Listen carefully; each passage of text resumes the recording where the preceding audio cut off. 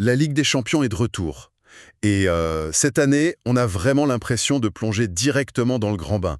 Fini la petite mise en jambe, on attaque avec une étape complètement nouvelle, les barrages. C'est l'élimination directe tout de suite. Exactement. On sent que la tension est montée d'un cran beaucoup plus tôt dans la saison. Chaque erreur peut se payer cash, et ça, c'est totalement inédit pour un mois de février. C'est précisément de ça qu'on va parler aujourd'hui.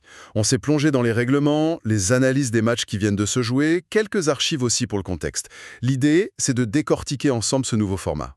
Et on va voir que ce n'est pas juste un détail de calendrier, hein. C'est vraiment toute la philosophie de la compétition qui a été repensée. Alors, on commence par le début. Le plus gros changement, celui qui saute aux yeux, c'est la fin de la phase de poule. Plus de groupe, plus rien de tout ça. Qu'est-ce qu'on a à la place? C'est une petite révolution. On a maintenant une seule et unique phase de ligue. Il faut imaginer un immense championnat où toutes les équipes sont dans un seul et même classement général. Ah d'accord. Donc, fini le fameux groupe de la mort. Maintenant, c'est une sorte de course de fond où chaque match compte pour grappiller des places. C'est tout à fait ça. Et à la fin, le verdict est très simple. Les 8 premières équipes du classement, elles sont directement qualifiées pour les huitièmes de finale. Elles ont leur ticket, en quelque sorte. Voilà. Elles sont tranquilles. Et on les connaît déjà d'ailleurs. Oui, ce sont les cadors. J'ai vu la liste. On a Arsenal, le Barça, le Bayern. C'est ça.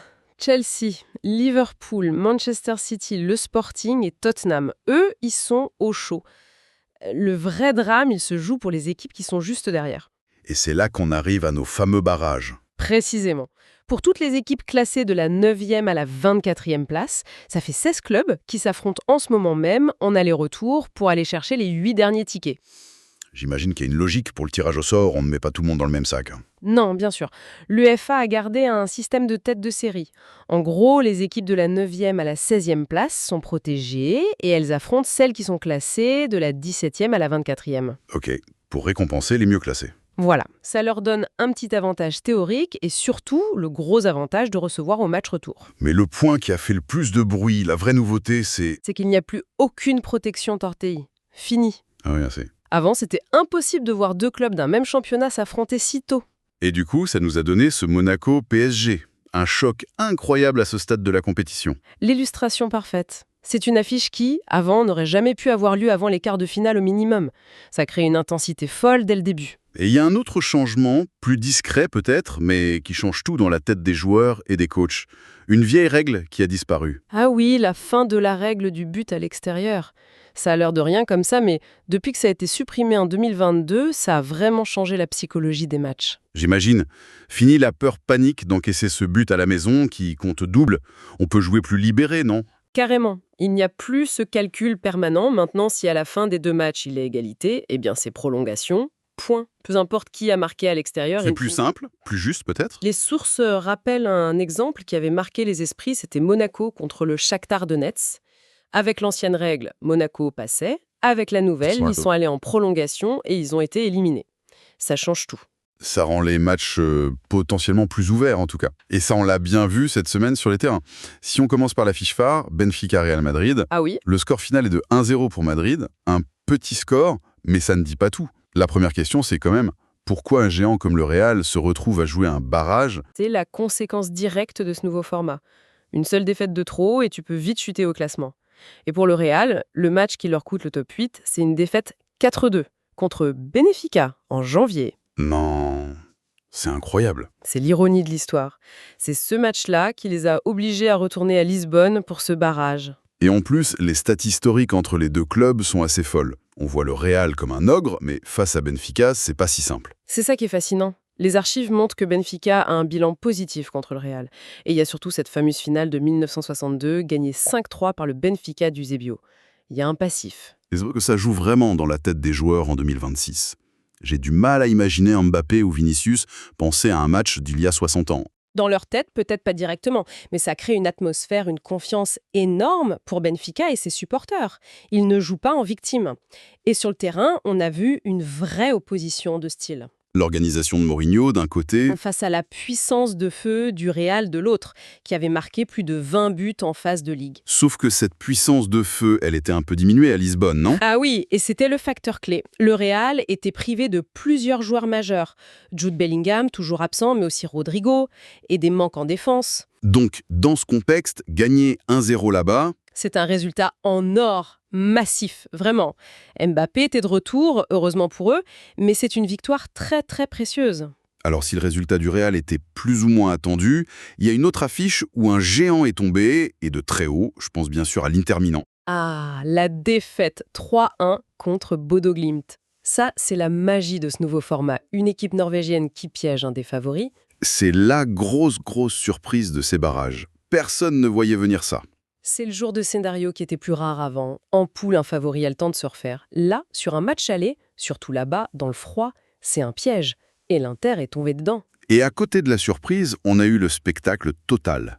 Le match que j'ai pas pu lâcher, c'est ce Club Bruges Atlético de Madrid. Un 3-3 complètement dingue. C'était le match à voir.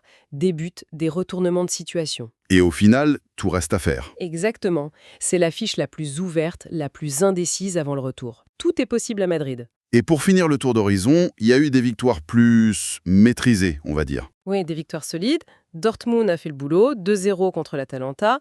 Pareil pour le Bayer Leverkusen, 2-0 contre l'Olympiakos. Ils continuent leur saison de folie. Et dans le choc franco-français, Le PSG a gagné sur le fil, 3-2 contre Monaco. Ça promet un match retour bouillant. Et puis, il y a eu quelques cartons. on pense à Newcastle, oui. Oui, le 6-1 de Newcastle contre Karabag, c'est très large. Et celui de Galatasaray, 5-2 contre la Juventus, qui est très impressionnant aussi. Ça plonge la Juve dans le doute. Bon, c'est clair, ces barrages ont tenu toutes leurs promesses. Alors maintenant, la suite, c'est quoi? Quel est le calendrier? Alors, tout va s'enchaîner très très vite. Les matchs retour, c'est la semaine prochaine, les 24-25 février. C'est là qu'on connaîtra les 8 derniers qualifiés. D'accord. Et une fois qu'on a nos 16 équipes pour les huitièmes, il y a une date que tout le monde doit noter, c'est ça? Une date capitale, le 27 février 2026. Ce jour-là, l'UEFA ne va pas seulement tirer au sort les huitièmes de finale. Attends, comment ça? C'est pas juste le tirage du prochain tour? Non, et c'est ça la grande nouveauté. Ce sera le grand tirage, celui qui va définir tout le tableau final de la compétition. Absolument tout, le chemin, des huitièmes jusqu'à la finale. C'est dingue. Donc dès la fin du mois, une équipe comme Arsenal, par exemple, saura non seulement son adversaire en huitième, mais aussi qui elle pourrait jouer en quart, et même en demi. On aura les deux moitiés du tableau. C'est exactement ça. Chaque équipe aura sa route potentielle tracée jusqu'à Budapest. C'est énorme en termes de stratégie, de préparation et de pression aussi. Fini les tirages au sort à chaque tour qui redistribuaient les cartes. Là, la route est connue d'avance. Voilà. Et après ça, le rythme redevient plus classique. Huitième en mars, quart en avril, demi entre fin avril et début mai. Avec un seul objectif au bout. La grande finale, le 30 mai 2026, à la Puskás Arena de Budapest. Incroyable. Donc, si je résume, un format qui crée un suspense immédiat, des résultats déjà fous, et ce tirage au sort du 27 février qui va tout dessiner. C'est un changement radical. Merci beaucoup pour ces éclaircissements. Avec plaisir. Pour finir, quelle est la grande question que tout ça soulève pour la suite selon toi? Ce qui est fascinant avec ce tirage intégral, c'est la question psychologique. Est-ce que le fait de connaître tout son chemin potentiel met une pression écrasante sur les favoris, ou est-ce qu'au contraire, ça donne à un outsider une feuille de route beaucoup plus claire, plus concrète pour se dire « voilà le chemin, étape par étape, on peut le faire ». Voir la montagne à gravir ou le chemin déjà tracé? Une excellente question. On a hâte de voir la réponse sur le terrain.